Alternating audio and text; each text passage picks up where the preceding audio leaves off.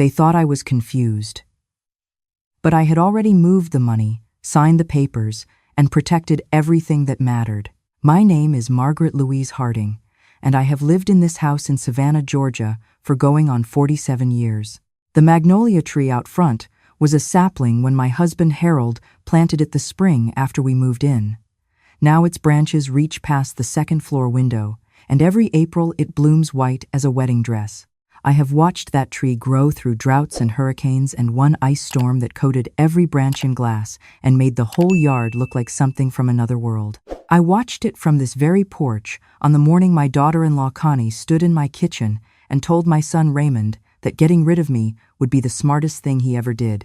She didn't know I was on the other side of the screen door. I had come back inside early from my morning walk. My hip had been aching from the rain the night before, and I stopped on the back porch to take off my boots. The kitchen window was cracked open, the way I always keep it in spring, and Connie's voice carried clean through the morning air like she was standing right beside me. "The market's perfect right now," she was saying. I heard the scrape of a chair, the sound of papers sliding across my kitchen table. "This neighborhood alone, Ray, we're talking close to 900,000, maybe more if we stage it right." Raymond said something low that I couldn't catch, and Connie answered before he could finish his sentence. "She doesn't need this whole house. She barely uses half of it. The memory stuff is getting worse, Ray. People would understand. And with the power of attorney, we don't need her to agree. We just need her signature on the document, and she'll sign anything you put in front of her. She trusts you." I stood very still on that back porch. The boots were in my hand. I didn't move. I didn't breathe. I just listened. "The Maplewood facility over in Beaufort," Connie continued. "I already called. They have a room available. It's a shared room, but honestly, at her age, she's not going to care. And it frees up the house by summer." Raymond made a sound that might have been agreement or might have been something weaker than that. I heard him set down a mug. "She's not that far gone," he said. "What if she figures out she won't?" Connie's voice had the flat certainty of a woman who had already decided the outcome before the conversation started. "She forgets where she puts her keys. She called Sophie by the wrong name last Christmas. Ray, it's time. We do this now while it's easy, or we wait until it becomes a whole legal situation."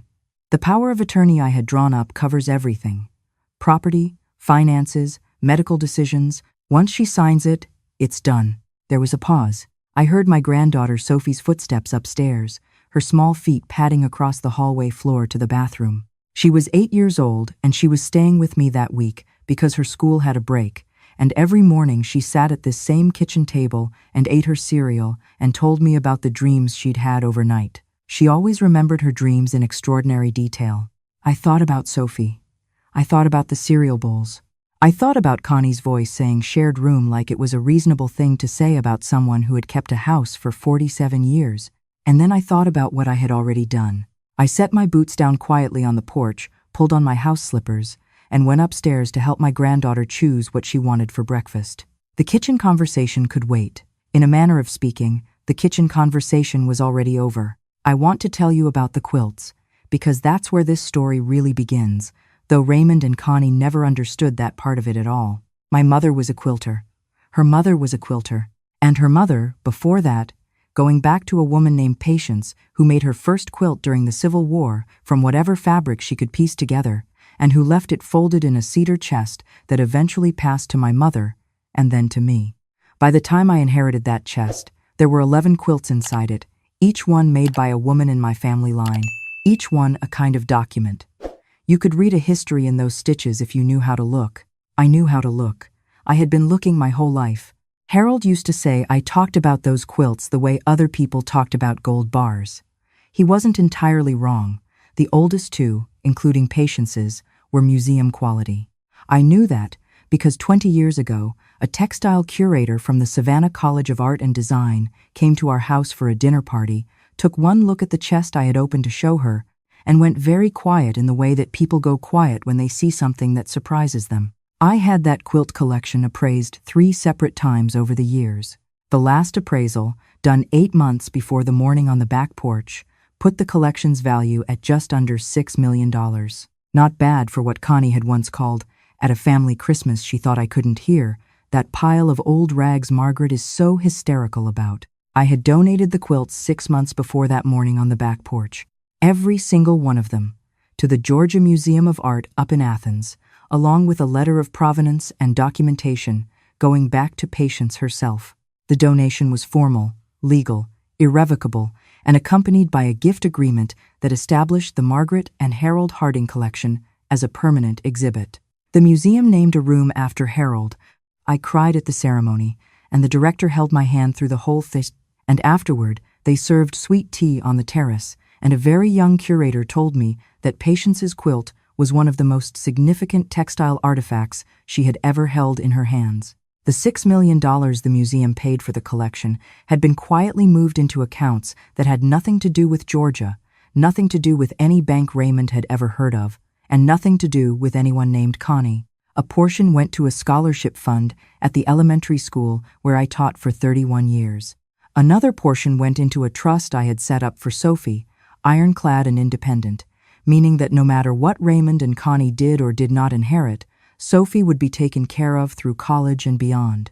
The remainder was in a fund managed by a financial advisor in Asheville who had been a student of mine in 1987 and who understood, without me having to spell it out, the value of discretion. I had also, 3 weeks before that morning on the back porch, quietly transferred ownership of this house to the Savannah Historic Preservation Society, under a life-use arrangement that guaranteed me the right to live here until my natural death, after which the house would become a historic property in perpetuity. The magnolia tree Harold planted would never be staged for a real estate listing. Not by Connie, not by anyone. I want to be clear about something. I did not do any of these things out of hatred for my son.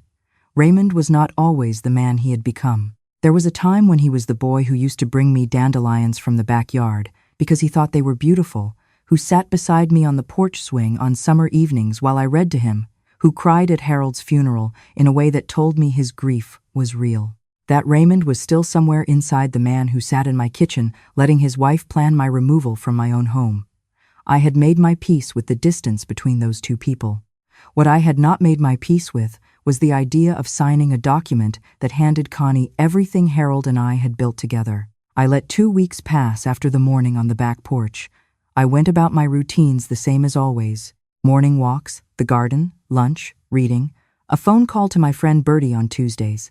I let Raymond call me without answering every time, and when I did answer, I was warm and a little vague, the way they expected me to be. I mentioned that my memory had been bothering me a little. I said something about how all this paperwork confused me. I could hear the satisfaction in Connie's voice in the background of one of those calls, and I felt something cold and quiet settle over me. The morning they came with the documents, I was ready. Connie had made a small production of it. She'd brought pastries from the bakery downtown, the kind I never buy because the sugar glazing is too thick. She set them out on my kitchen table on a plate she'd brought herself, which told me she'd planned this with some care. Raymond was wearing a button-down shirt, which he almost never does on a Saturday. The man they'd brought with them was introduced to me as a notary, a slight fellow with round glasses who kept his eyes on his briefcase and did not meet mine. I sat down at the table and looked at the pastry plate and at the documents that Connie slid toward me with both hands, as though she were offering me a gift. "Mom, we just want to make sure everything is in order," Raymond said. He sat down across from me and folded his hands on the table in the way a person does when they've rehearsed what they're about to say. "This is just a formality, just giving us the ability to help you if things get more complicated down the road." Connie's smile was the warmest I had ever seen it aimed at me. "It protects you, Margaret. That's what this is for. To protect you." I looked at the document. It was thick, maybe 15 pages, and the title on the front page read Durable Power of Attorney for Property and Financial Management. I turned to the signature page, where Connie had placed a small adhesive arrow pointing to the line where I was to sign. She'd made it very easy to find. She'd also made sure that the pages covering the scope of granted powers were folded under, so I would have to deliberately unfold them to read what I was giving away. "I appreciate you both coming all the way out here," I said. Connie leaned forward just slightly. The notary uncapped his pen. "The thing is," I said, and I reached into the pocket of my cardigan, where I had placed a single folded document that morning, "I think there may be some confusion about what there is left to manage." Raymond's expression shifted in a way I recognized from when he was 12 years old and had broken the garage window and was trying to decide whether he'd been found out. I unfolded the page and set it in the center of the table, on top of Connie's pastries document. "That," I said, "is a letter from the Savannah Historic Preservation Society confirming that this property was transferred into their stewardship 3 weeks ago.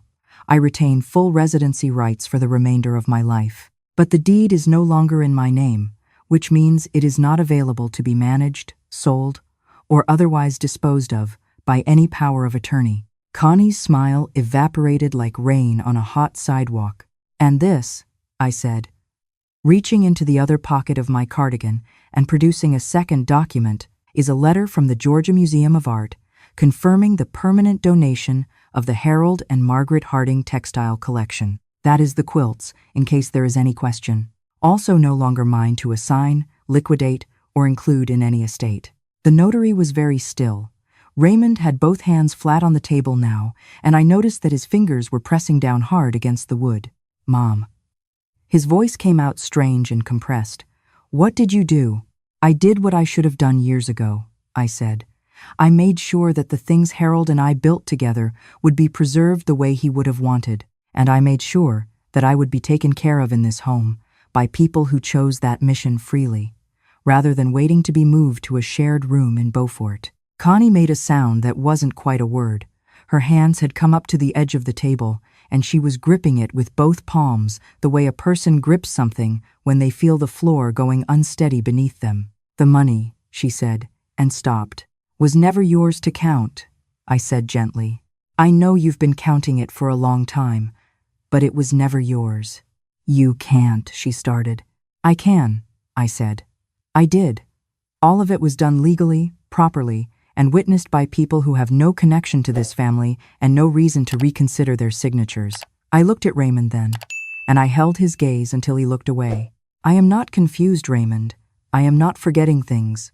I am 74 years old, and I am in full possession of my faculties, and I have been watching this particular plan develop for longer than you know." The notary was packing up his briefcase.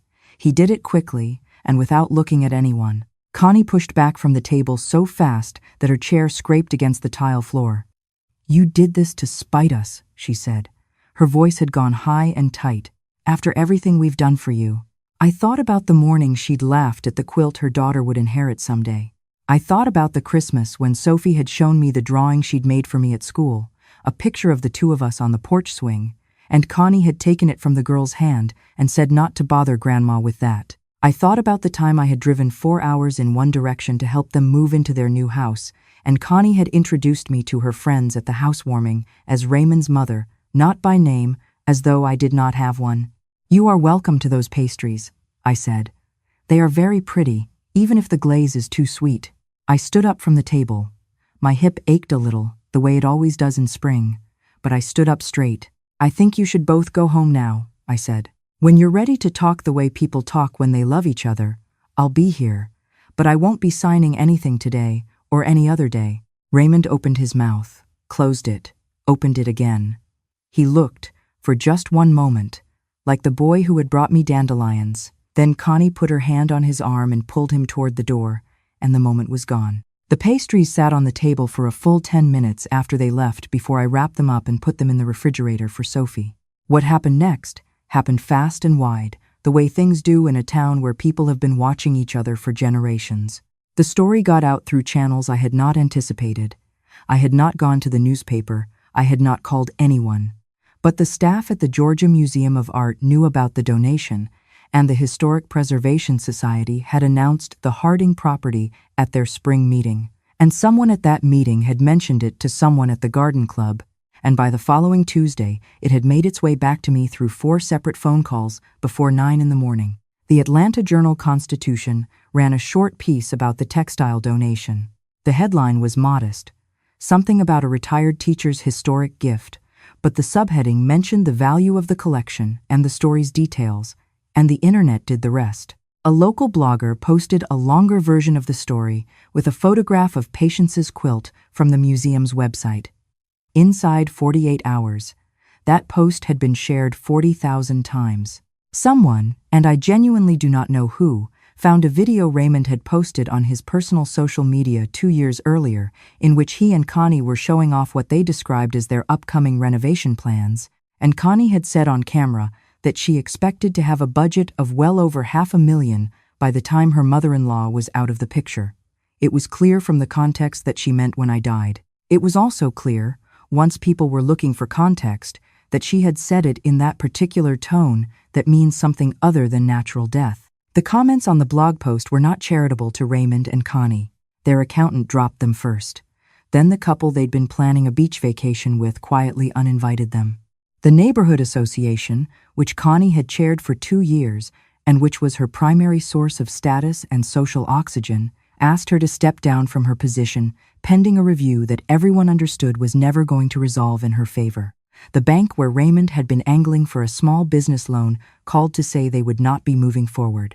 I heard all of this from Bertie, who kept me informed with the steady devotion of a good friend who also happens to know everyone in a 40-mile radius. Raymond called me 7 times in 10 days. I answered 3 of those calls. Each time, he started to say something that might have become an apology, and then Connie's voice came in underneath his, and the almost apology retreated. I did not hang up on him. I just waited, and let the silence hold the weight that words couldn't. Sophie did not know the details of any of this. She was 8, and she knew only that there had been some grown-up trouble, and that she was still welcome on the porch swing any time she wanted. I made sure she knew that. I called her directly, on the little phone her parents let her use for family calls, and I told her that no matter what happened between the adults in our family, she and I were just fine. She asked me if I was sad. I told her I was something more complicated than sad, but that I was also all right. She seemed to accept that with the matter-of-fact grace that 8-year-olds sometimes have when the world is honest with them. "Grandma," she said, "I dreamed about the quilts. The old ones from your box. I dreamed they were flying." "Where were they flying to?" I asked. "Somewhere safe," she said. I thought that was exactly right.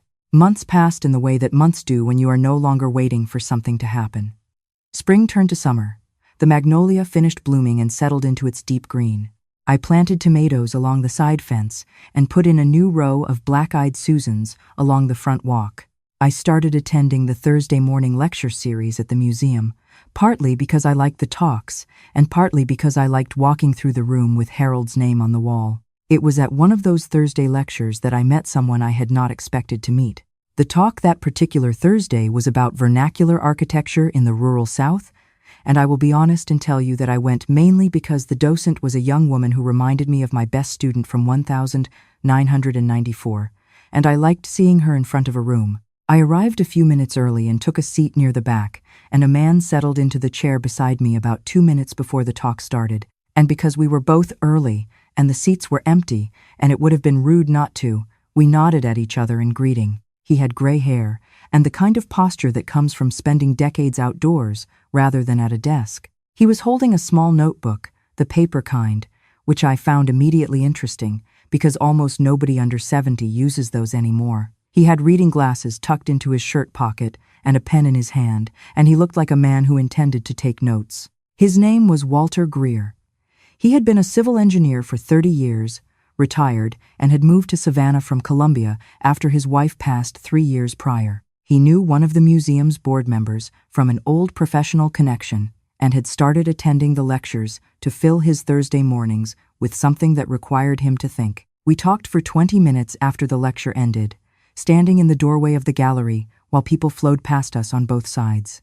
He had strong opinions about historic preservation and about the way cities grow without memory, and I had strong opinions about those same things, and by the time we stopped talking, I realized I had missed the lunch I had planned to eat alone. "I don't suppose you'd want to get coffee," he said. He said it with the directness of a man who had learned not to waste time on indirection. "There's a place on Abercorn that doesn't play music too loud to have a conversation." I liked that he'd thought about the music. "Yes," I said. "I would like that." We walked to the coffee shop, and we talked for another 2 hours, and by the time we parted at the corner of Jones Street, I felt something I had not felt since Harold died, which was the particular sensation of being in the company of someone who was paying attention, not just to what you said but to the way you thought. Harold had made me feel that way. I had believed for 10 years that I would not feel it again. Walter was not Harold. He did not try to be. He had his own whole history, his own griefs, his own way of being in the world. He liked early mornings and disliked crowds. He had an opinion about tomato varieties that was more considered than most people's opinions about important things. He kept bees in his backyard and brought me a jar of honey the second time we had coffee, setting it on the table between us with no ceremony, as though it were the most natural thing. We started having coffee on Thursdays after the lectures, and then on other mornings when neither of us had anything particular scheduled, and then he began coming to walk with me in the evenings after dinner, the long, slow walk I take around the neighborhood when the day has cooled down enough to breathe properly. One evening in late August, we were sitting on my back porch after a walk, the kind of evening where the air smells like cut grass and something sweet you can't quite identify, and Walter was turning his coffee mug in his hands the way he does when he's thinking. "You know," he said, "I read about the quilts. Before I met you, one of the board members at the museum mentioned your name. I looked you up." I looked at him. "I hope that's not strange," he said. "I just wanted to say that I thought what you did was remarkable. Not the legal part of it, though that was clever. The part about patience. Knowing that a woman who lived 200 years ago made something with her hands and making sure it was somewhere it would be honored." He paused. "Harold must have understood you very well." I felt my throat tighten. "He did," I said. "He was the first person who ever understood me completely." It took a long time after he was gone before I stopped expecting to turn around and find him there. "Yes," Walter said simply. "He didn't try to fix anything about that. He just held it with me, the weight of it, until it settled back into its familiar place. That was the moment I knew what kind of man he was. We did not rush anything. We were both past the age of rushing, and we both understood, without having to say it, that what we were building was already more than we had expected and deserved to be treated with care. I told Sophie about Walter in October when she came to visit and found his notebook on the kitchen table and asked about it with the frank curiosity of a child who wants a real answer. I told her he was my friend and that I liked him very much, and she thought about this for a moment and then asked if he was nice. "Very nice," I said. "Does he like the magnolia tree?" she asked. I smiled. "He does. He thinks Harold had excellent taste in trees." She seemed satisfied with that. By November, Walter had taken to keeping a few things at my house, small things, the notebook, a spare pair of reading glasses, the wool sweater he wore on cold evenings. I had taken to walking through the museum on Thursdays, not because of the lectures, but because of who was sitting in the seat beside me. There is a kind of happiness that comes late in life that does not announce itself loudly. It is not the happiness of youth, which tends to arrive in exclamation points.